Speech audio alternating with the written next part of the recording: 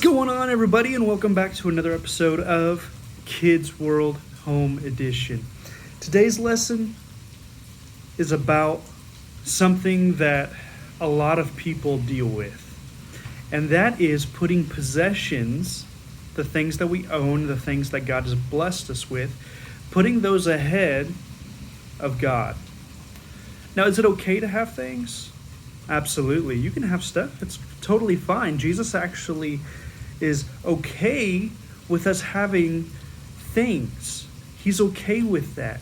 But the thing is we've got to be careful not to put those ahead of our relationship with Jesus Christ. So we're going to read something here in Luke chapter 12. Luke chapter 12 is what we're going to be in. And we're going to be hearing what Jesus has to say. Now, I don't know if you've ever been in this situation, but have you ever been interrupted while talking? How does it make you feel when you're interrupted? For me, if I'm talking or teaching and someone interrupts, especially with something stupid, it kind of makes me upset. Now, I have to realize and try to think where they're coming from and have some compassion towards them. But a lot of times I get a little bit frustrated. And in this lesson, we see that Jesus himself gets a little bit frustrated with the way that he responds. So in chapter 12, in verse 1, it says, "In the meantime, when there were gathered together an innumerable multitude of people, insomuch that they trod one upon another." What that means, guys, is that there were so many people wanting to hear from Jesus that, first of all, you couldn't count them. There were just so many people. But secondly, there were so many people trying to get close and so many people trying to get a spot that they were even stepping on each other. They were pushing each other out of the way. They were stepping on each other, kind of like how Walmart and all that is during Black Friday. The day after Thanksgiving when we go and shop for Christmas stuff. It's crazy. So you can imagine what it looked like, okay? So there's a huge crowd. People are listening to what Jesus is saying, and Jesus begins teaching. Now, how do you expect things to be during this time?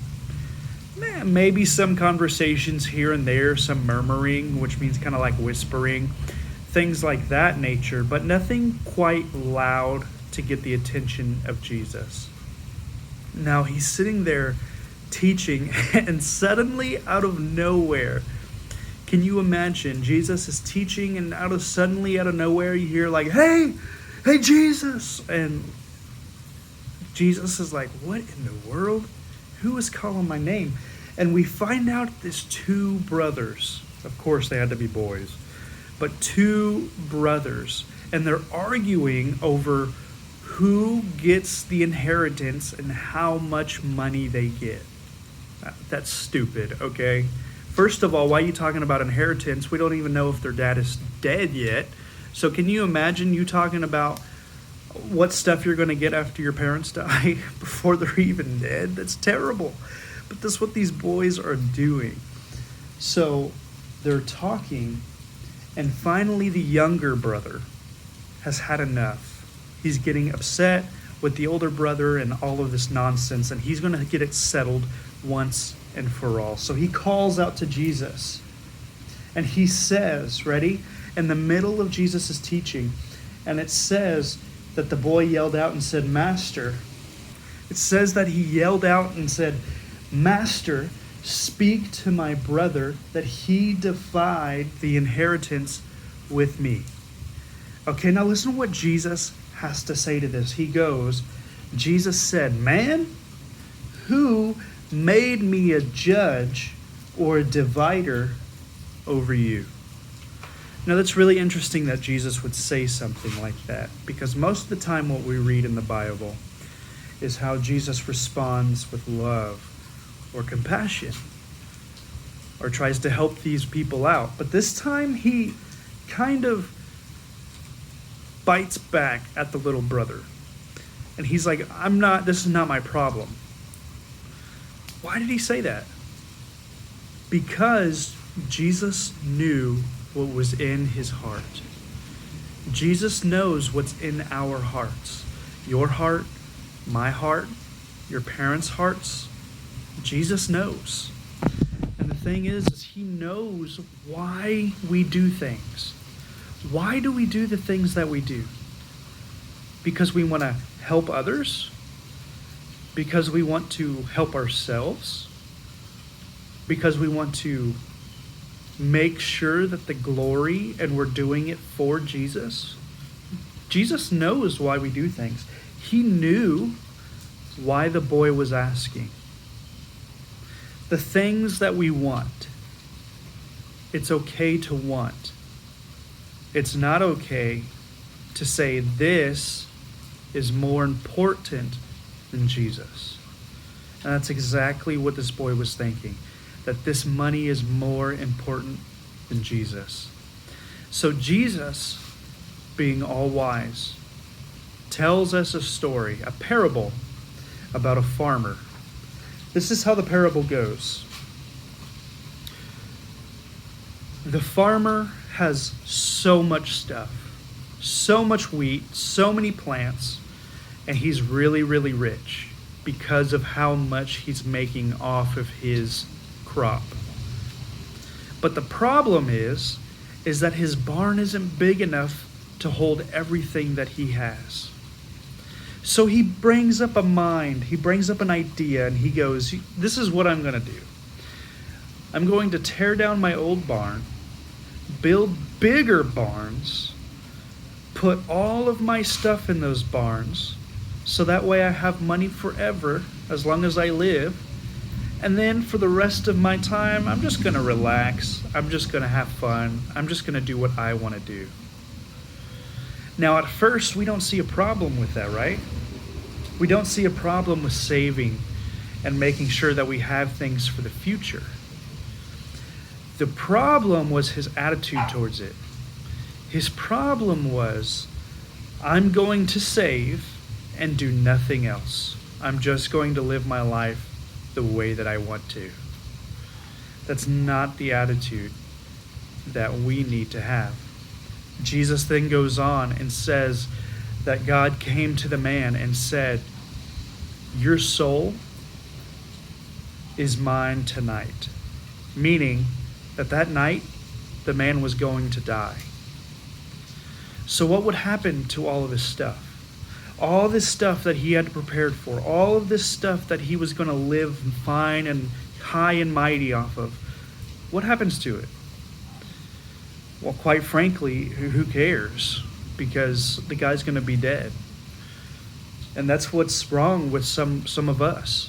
That's what's wrong with today's society, is they say, oh, make as much money as you can and save it so that way you can be rich and then you'll be fine forever and ever. But Jesus says there's more to life than just saving money.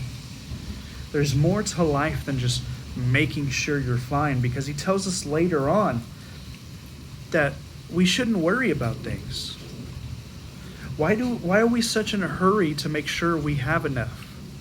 Why are we such in a hurry or worry to make sure that we have enough to do this, or we have enough to go bowling, or we have enough to go on our trip that we want to? Because later on, Jesus tells us that if we are saved, then we are his children. And because we are his children, why wouldn't he take care of us? He even tells us that the birds of the air, they don't have jobs. They don't go to work every day. They don't even have a place to live like we do. They don't have a house.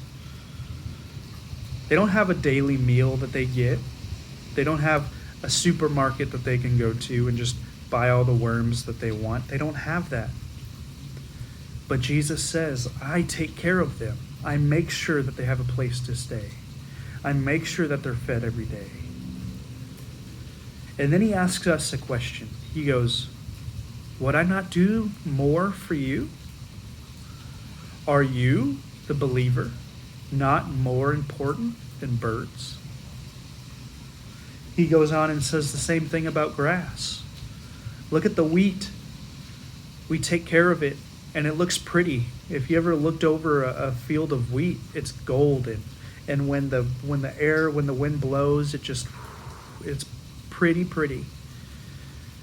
But Jesus says they work by growing, but then it looks beautiful, but then it's put into the oven the next day to make bread, to make food. And he goes, if I take care of the plants, why wouldn't I take care of you? The moral of the lesson is that Jesus wants us to focus on him and to make sure that we do not worry about what we have and what we don't have. Because if we live our life according to him, he will take care of us. Does that mean that, I don't need to save anymore, I'm just going to spend all my... No, because we do need to be good stewards.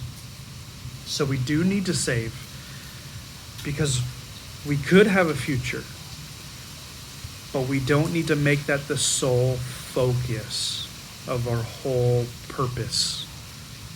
Because our purpose in life isn't to make as much money as we can. Our purpose in life isn't to have as much stuff so when we leave this earth we have money left over for people. It's not our purpose. Our purpose is to serve and worship God. And if we do that, God promises, and he says, I got you covered. I love you guys. I'll see y'all next week. Take care.